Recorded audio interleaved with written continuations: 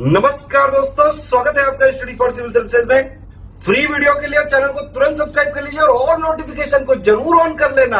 हमारा फ्री वाला टेलीग्राम ये वाला ग्रुप जरूर से जरूर ज्वाइन कर लीजिएगा। Hello everyone, welcome to study for civil services. मैं हूं भरत सैनी और आज की इस वीडियो में हम बात करेंगे ईपीएफओ 2020 के लिए जब अपन टेस्ट सीरीज चला रहे हैं उसके टेस्ट नंबर 10 की। तो यहाँ पे आपको जो क्वेश्चंस मिल रहे हैं वो बाइलिंगुअल मिल रहे हैं, उनका एक्सप्लेनेशन आपको कंप्लीट मिल रहा है और जो आपका सिलेबस है उसको कंप्लीटली यहाँ पे कवर करने की कोशिश जो है वो करी जा रही है। अब हम चलते हैं हमारे यूपीएससी ईपीएफओ के पेड ग्रुप की तरफ, जहाँ पे आपको कंप्लीट स्टडी मटेरियल प्रोवाइड करवाया जाएगा। आपको जो भी फ्री वीडियोज मिलते हैं उनकी पीडीएफ मिलेगी, आपको टेस्ट सीरीज मिलेगी और आपके सभी प्रकार के डाउट वहाँ पे है जो सोल्व किए जाएंगे। इसके अलावा आपको अगर ज़्यादा जानकारी प्राप्त करनी है तो आप इन नंबर्स पे कांटेक्ट कर सकते हैं। इसके अलावा आप यूपीएससी के लिए या फिर किसी प्रकार की तैयारी के लिए स्टडी फॉर सिविल सर्विसेज के टेलीग्राम ग्रुप को ज्वाइन कर लीजिए, ताकि आपको सारा कंटेंट जो फ्री मिलता है वो वहाँ पे आपको मिल सके। अब बात करते हैं पहले क्वेश्चन की, जो पूछ रहा है कि व्हाट इज एक्टिव इम्यूनिटी।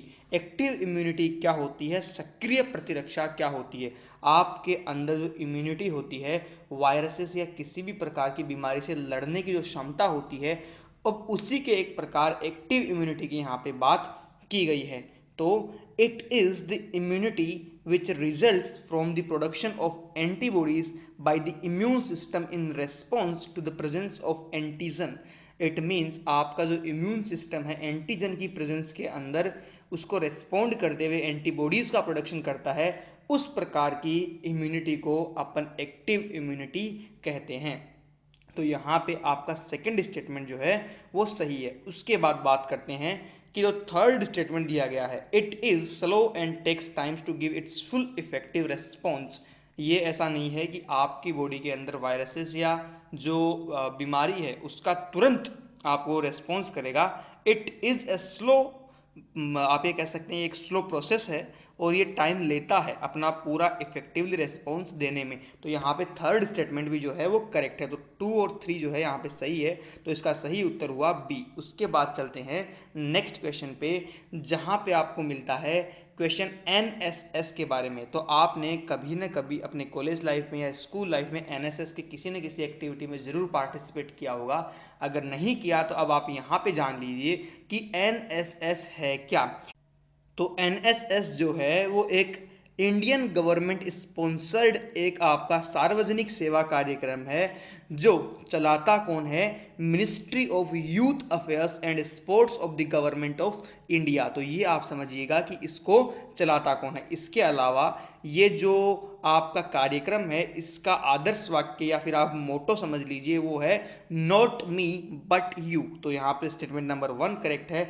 और एनएसएस का जो आपको सिंबल मिलता है, जो आपको इसका प्रतीक चिन्ह मिलता है, वो ओडिशा में स्थित कोणार्क का जो सूर्य मंदिर है वहाँ पे जो रथ है उसके पहिए पे आधारित है। ये आप याद रखिएगा। तो यहाँ पे आपको फर्स्ट, सेकेंड और फोर्थ स्टेटमेंट जो है वो करेक्ट मिलते हैं। तो इसका सही उत्तर होगा सी। उसके बाद चलते हैं नेक्स्ट क्वेश्चन पे, जहां पे पूछा गया है कि what is labour plantation act 1951। तो लेबर प्लांटेशन एक्ट 1951 क्या है। तो ये जो एक्ट है ये प्रोवाइड करता है वेलफेयर या फिर आप कह लीजिए उन लोगों के कल्याण के लिए है जो प्लांटेशन लेबर का काम करते हैं, जो वृक्षारोपण का काम करते हैं। तो यहाँ पे स्टेटमेंट नंबर 1 जो है वो करेक्ट है। उसके अलावा ये जो है ये इंक्लूड करता है टी गार्डन के जो लेबर्स होते हैं उनको भी। तो यहाँ पे सेकंड स्टेटमेंट भी आपका करेक्ट है। देन फाइनली पूछा गया है कि ये जो एक्ट है या फिर ये जो यहाँ पे लेबर प्लांटेशन एक्ट 1951 जो लाया गया है ये फाइनली आता किसके अंडर है। तो ये आता है ministry of human resources development के अंदर। तो यहाँ पे आपको 3 स्टेटमेंट सही मिले हैं, 1, 2 और 4। तो यहाँ पे आपका सही उत्तर हुआ सी। उसके बाद नेक्स्ट क्वेश्चन आपको मिलता है वो है अबाउट दी नारी शक्ति पुरस्कार। तो उसको प्रेजेंट कौन करते हैं, तो उसको करते हैं हमारे देश के माननीय प्रेसिडेंट ऑफ इंडिया, भारत के राष्ट्रपति उसको प्रस्तुत करते हैं। तो इसका सही उत्तर होगा ए। उसके बाद नेक्स्ट क्वेश्चन है अबाउट दी आरोग्य पथ। तो आरोग्य पथ आपको क्या है, ये बेसिकली है क्या, तो उसके बारे में जानकारी प्राप्त करते हैं। ये एक ऐसा आपको पोर्टल मिलेगा जहां पे आपको प्रोवाइड करवाया जाता है real time availability of critical health care supplies for manufacturers, suppliers and customers. तो ये एक ऐसी सेवा है जो आपको रियल टाइम पे अवेलेबल करवाई जाती है।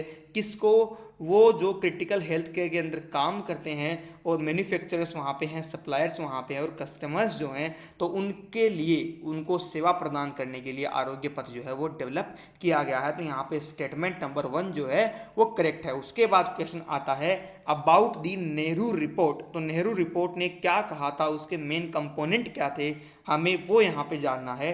तो नेहरू रिपोर्ट के जो मेन कंपोनेंट थे उनके अंदर था अधिकारों का बिल, जो एक पर्सनल या फिर आप कह लीजिए एक इंडिविजुअल जो व्यक्ति है उसके क्या अधिकार होने चाहिए और एक जो ग्रुप है उसके क्या अधिकार होने चाहिए और इस देश में रहने वाली हर एक एंटिटी को किस प्रकार के अधिकार मिलने चाहिए, वो जो अधिकारों का बिल था वो नेहरू रिपोर्ट के अंदर इंक्लूड था। उसके अलावा यहाँ पे नागरिकों के रूप में पुरुष और महिलाओं को समान अधिकार मिलना, मेन एंड वुमेन्स को सभी को इक्वल राइट्स मिलना, ये भी उसका एक घटक था। और finally proposal of the creation of the supreme court, जो आज हमारी देश की सर्वोच्च न्यायालय है, उसके निर्माण का प्रस्ताव भी नेहरू रिपोर्ट के अंदर रखा गया था। तो यहाँ पे तीनों स्टेटमेंट जो है वो करेक्ट है, तो इसका सही उत्तर होगा fourth, all of the above. Then next question आता है अबाउट द क्रिप्स मिशन। तो देखिए क्रिप्स मिशन जो था उसका नेतृत्व किया गया था स्टेफर्ड क्रिप्स के द्वारा। तो यहाँ पे स्टेटमेंट 1 तो जो है वो अपने आप सही हो जाता है, लेकिन सेकंड स्टेटमेंट में देखिए क्या कहा गया है कि ये जो प्रस्ताव था ये बहुत ही कट्टरपंथी के रूप में देखा गया था, एक बहुत ही रेडिकल आइडिया था बाय द ब्रिटिश। क्योंकि इसको फोकस किया गया था only on the British. It means उनकी कैसी कन्वीनियंस हो उसके अकॉर्डिंग इसको फोकस करके रखा गया था।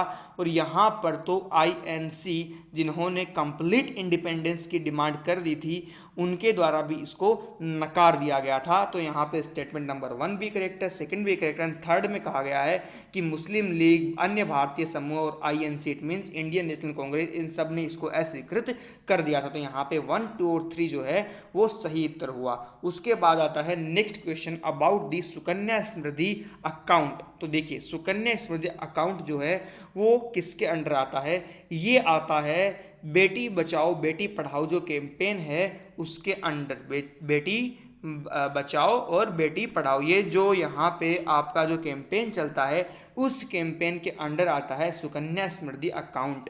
तो अब देखिए इसका स्टेटमेंट नंबर 1 करेक्ट है। इसके अलावा इसके अंदर मेन टारगेट किसको किया गया है? जो बालिका होती है उसके माता पिता को लक्ष्य में रख के ये योजना अब बनाई गई है by the government of India. तो यहाँ पे सेकंड स्टेटमेंट भी करेक्ट है। और फोर्थ स्टेटमेंट जो है कि ये किस लिए है? ये इसलिए है to build a fund for the future education and marriage. किसके लिए? एक जो बच्ची है उसके भविष्य की शिक्षा और शादी के खर्च के लिए कोष का निर्माण किया गया है। तो यहाँ पे फोर्थ स्टेटमेंट भी करेक्ट है। तो 1, 2 और 4 जो है वो यहाँ पे सही होगा। उसके बाद नेक्स्ट क्वेश्चन आता है about the make in India programme. तो मेक इन इंडिया प्रोग्राम सबसे पहले आप ये समझ लीजिए आता कौन सी इंडस्ट्री के अंदर है? ये आता है ministry of commerce and industry के अंडर। तो यहाँ पे फोर्थ स्टेटमेंट जो है वो करेक्ट होगा। तो यहाँ पे आपके बाय डिफॉल्ट सारे गलत हो जाते हैं, सिर्फ उत्तर बचेगा फर्स्ट एंड सेकंड और फोर्थ। तो बी यहाँ पे सही उत्तर होगा। अब यहाँ पे अन्य स्टेटमेंट क्या दिए गए हैं? It is a type of स्वदेशी मूवमेंट। जी हाँ, make in India it means हमें हमारे देश के अंदर चीज़ों का निर्माण करना है, उसी के संबंधित स्वदेशी आप समझ लीजिए उसी प्रकार का एक आंदोलन है। यहाँ पे 25 सेक्टर्स जो हैं इंडियन इकोनॉमी के उनको कवर किया गया है और ये किया किसके अंडर गया है? Ministry of commerce and industry के अंडर। उसके बाद बात आती है हीमोग्लोबिन की फ्रॉम द साइंस। बहुत ही इजी क्वेश्चन आपको यहाँ पे पूछा गया है और क्वेश्चन पूछ रहा है कि हीमोग्लोबिन जो है उसका जो है काम क्या है। तो हीमोग्लोबिन जो है उस ये क्या करता है, कंटेन करता है आरबीसीज को, रेड ब्लड सेल्स को, और इसके अलावा हीमोग्लोबिन जो है वो ब्लड के अंदर कैरी करता है ऑक्सीजन को, कहाँ से, लंग्स से लेके गिल्स तक and to the rest of the body. तो ये कहाँ से, लंग्स और गिल्स से लेके रेस्ट ऑफ द बॉडी तक हमारे बॉडी के अंदर ऑक्सीजन का वहन करता है, या कह लीजिए आप वाहन यहाँ पे उनको प्रवाहित करता है। तो यहाँ पे फर्स्ट और थर्ड स्टेटमेंट जो है वो करेक्ट है। उसके बाद चलते हैं नेक्स्ट क्वेश्चन पे, जहाँ पे पूछा गया है अबाउट दी प्रीमियम शेयर्स। जब प्रीमियम शेयर इशू किए जाते हैं तो उनके बारे में सही स्टेटमेंट पूछा गया है। तो ये कब इशू किए जाते हैं, जब कंपनी जो है अपने शेयर्स जो हैं उसको जब बेचती है तब प्रीमियम शेयर्स जो हैं वो उत्पन्न होते हैं या जनरेट होते हैं। तो यहाँ पे स्टेटमेंट नंबर 4 जो है वो जरूर करेक्ट होगा। उसके अलावा जो शेयर्स हैं प्रीमियम शेयर्स, उनकी जब हम बात करते हैं, एक कंपनी अपने शेयरों को प्रीमियम पर जारी करती है और जब वह जिस मूल्य पर शेयरों को बेचता है वो उनके बराबर मूल्य से अधिक होता है। अगेन ये स्टेटमेंट भी आपका करेक्ट है। तो यहाँ पे फर्स्ट एंड फोर्थ तो करेक्ट है, तो यहाँ पे आपका ए ऑप्शन जो है वो गलत हो जाता है। उसके बाद क्वेश्चन बात आती है कि a share premium account appears in the share holders equity section of the balance sheet या फिर आपकी ट्रायल बैलेंस, ये कहाँ पे आपको दिखता है। तो ये आपका जो प्रीमियम जो आपको मिलते हैं शेयर्स, ये आपको देखने को मिलते हैं अपने जो बैलेंस शीट है उसके अंदर। तो यहाँ पे आपको पहला स्टेटमेंट सही है, सेकंड स्टेटमेंट सही है और फोर्थ स्टेटमेंट जो है वो आपका सही है। तो सी यहाँ पे सही उत्तर हुआ 1, 2 और 4। उसके बाद क्वेश्चन आता है about the errors of omission in the accounting. Accounting के अंदर एरर्स ऑफ ओमिशन क्या होता है, तो ये अकाउंटिंग की उस मिस्टेक को रेफर करता है जहां पे एक ट्रांजैक्शन जो है वो रिकॉर्ड ही नहीं किया जाता है, न तो वो कंप्लीटली रिकॉर्ड है ना वो पार्शियली रिकॉर्ड है, उसको रिकॉर्ड ही नहीं किया जाता है। तो यहाँ पे स्टेटमेंट नंबर जो है आपका सेकंड जो है वो सही हो जाता है। तो इसका सही उत्तर होगा बी। उसके बाद बात आती है what is a semi variable cost. एक सेमी वेरिएबल कॉस्ट क्या होती है, तो it is a cost that contains both fixed and variable elements. तो आपकी जो सेमी वेरिएबल या अर्ध परिवर्तनीय लागत होती है उसके अंदर आपके फिक्स्ड और वेरिएबल जो एलिमेंट है वो दोनों ही कंटेन किए जाते हैं। इसके अलावा इसको आप दिखाते कहाँ पे हैं, आप इसको दिखाते हैं अपने इनकम स्टेटमेंट के अंदर। तो आपका पहला और दूसरा स्टेटमेंट जो है वो यहाँ पे सही होगा। तो यहाँ पे और सारे ऑप्शन कैंसिल हो जाते हैं, सही उत्तर बचता है आपका बी। तो यहाँ पे चलते हैं, सही आंसर चेक करते हैं, बी है। उसके बाद नेक्स्ट क्वेश्चन आता है about the GPAI global partnership on artificial intelligence. तो उसके बारे में कौन सा स्टेटमेंट जो है वो आपको करेक्ट मिलता है। तो जो GPAI है इसके एक फाउंडिंग मेंबर के रूप में भारत भी है। तो यहाँ पे पहला स्टेटमेंट जो है वो सही है, लेकिन चीन इसका जो है एक फाउंडिंग मेंबर नहीं है। तो थर्ड स्टेटमेंट यहाँ पे गलत है। तो यहाँ पे उत्तर जो पॉसिबल बचा वो बचा सिर्फ फर्स्ट एंड सेकंड ओनली। तो क्योंकि ये एक इंटरनेशनल और मल्टी स्टेक होल्डर इनिशिएटिव है तो इसलिए GPAI बहुत ही एक अहम स्थान रखता है आर्टिफिशियल इंटेलिजेंस के फील्ड के अंदर। तो ये आप क्वेश्चन याद रखिएगा कि भारत इसका एक फाउंडिंग मेंबर है और ये एक इंटरनेशनल ऑर्गेनाइजेशन है जो मल्टी स्टेक होल्डर इनिशिएटिव है बाय दी मल्टीपल गवर्नमेंट्स भी आप इसको कह सकते हैं। तो यहाँ पे फर्स्ट एंड सेकंड इसका सही उत्तर हुआ। उसके बाद हम बात करते हैं about the constitutional amendment bills के बारे में। तो कोई भी एक मिनिस्टर या फिर एक प्राइवेट मेंबर ऑफ द सदन इसको इंट्रोड्यूस कर सकता है और इसके लिए उनको कोई प्रायर परमिशन नहीं चाहिए होती है प्रेसिडेंट से, ये समझ लीजिएगा। तो यहाँ पे फर्स्ट और थर्ड स्टेटमेंट जो है वो सही है। तो इसका उत्तर हुआ डी। उसके बाद बात करते हैं, क्वेश्चन है कि वो कौन सा एक ऐसा स्टेटमेंट या एक ऐसा आर्टिकल है जहाँ पे, एक ऐसा कौन सा आर्टिकल है जहां पे प्रधानमंत्री और राष्ट्रपति जो है दोनों की बात किसी एक सिंगल आर्टिकल में नहीं करी जाती है। तो वो आर्टिकल यहाँ पे आपको मिलेगा आर्टिकल 64। अब मुझे आप कमेंट सेक्शन में ये बताइए कि आर्टिकल 64 में कहा क्या गया है। उसके बाद नेक्स्ट क्वेश्चन आता है अबाउट दी टेरिटरी स्टार, ये क्या है। तो हम उन स्टार्स को टी-टॉरी स्टार्स कहते हैं जिनकी आयु जो है वो लगभग 10 मिलियन वर्ष से जो है वो कम होती है। तो यहाँ पे सी आंसर जो है वो सही है। देन नेक्स्ट क्वेश्चन आता है about the goodwill of the valuation. जो वैल्यूएशन होती है उसकी गुडविल की हम बात करेंगे। तो सबसे पहले बात करते हैं about the average profit method की। तो एवरेज प्रॉफिट मेथड के अंदर जो आपकी गुडविल है, the goodwill is valued at the agreed number of years of purchase of the average profit of the past years.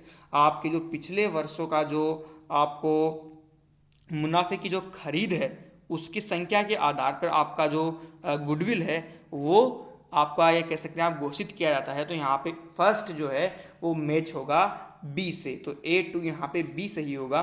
तो यहाँ पे और जो सारे ऑप्शंस हैं वो गलत हो जाते हैं, सिर्फ बचता है बी और डी। अब सेकंड की बात करते हैं जहाँ पे आता है सुपर प्रॉफिट मेथड। तो इसका जो गुडविल अपन काउंट करते हैं तो वो होता है, या फिर आप कह लीजिए कि गुडविल की जब वैल्यूएशन करते हैं तो the goodwill is valued at the agreed number of years of purchase of the super profit of the firm. जो फर्म का सुपर प्रॉफिट होता है उसके पहले के ईयर्स को अपन काउंट करके गुडविल की वैल्यूएशन करते हैं। तो यहाँ पे सही आंसर होगा सेकंड का, सी से जुड़ेगा। तो सेकंड सी और थर्ड यहाँ पे फिर आएगा ए से। तो यहाँ पे इसका सही उत्तर हुआ बी। उसके बाद नेक्स्ट क्वेश्चन आता है वन वर्ड सब्स्टिट्यूशन से, जहाँ पे पूछा गया है कि डीलिंग विथ सेल्स, जो सेल्स हैं उनके साथ डील करने की अपन जो टेक्निक है उसको हम क्या कहते हैं, उसको हम कहते हैं साइटोलॉजी। तो यहाँ पे स्टेटमेंट 1 जो है वो करेक्ट है। उसके बाद बात आती है इडियम एंड फ्रेज से कैरिड ऑल बिफोर वंस। इसका सही मतलब क्या है? इसका सही मतलब है कि to overcome all obstacles to have uninterrupted success. It means आपके रास्ते में आने वाले सभी प्रकार के ऑब्स्टेकल्स को ओवरकम किया। किसके लिए? अनइंटरप्टेड सक्सेस के लिए। उस चीज़ के लिए अपन क्या फ्रेज यूज करते हैं? Carried all before once. तो यहाँ पे हमने 20 क्वेश्चंस को डिस्कस किया। अब कमेंट सेक्शन में ये बताइए कि आपके कितने क्वेश्चन जो है वो यहाँ पे सही हुए हैं। तो चलिए, thank you for watching this video. Please do like this video, share this video, subscribe our channel. Thank you, bye bye.